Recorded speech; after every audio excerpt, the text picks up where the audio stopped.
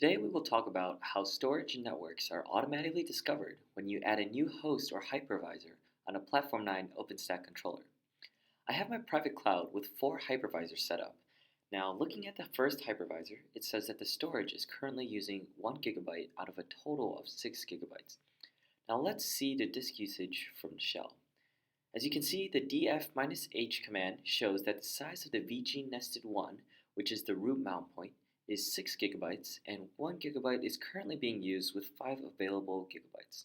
This, as you can see, is the same as what was shown on the infrastructure page.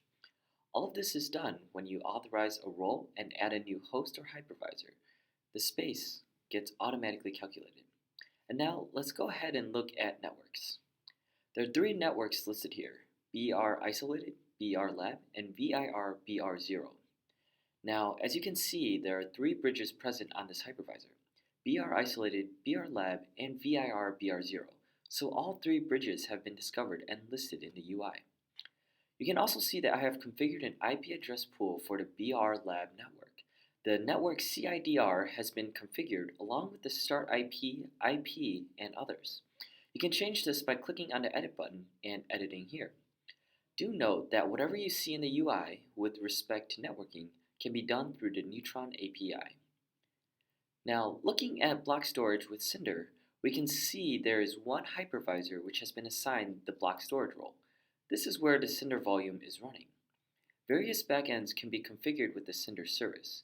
Here, you can configure volume with either of the backends listed, LVM or SolidFire. Now, going to the Volumes tab, let's look at the 2 volumes which have already been created on the SolidFire backend configured with this controller.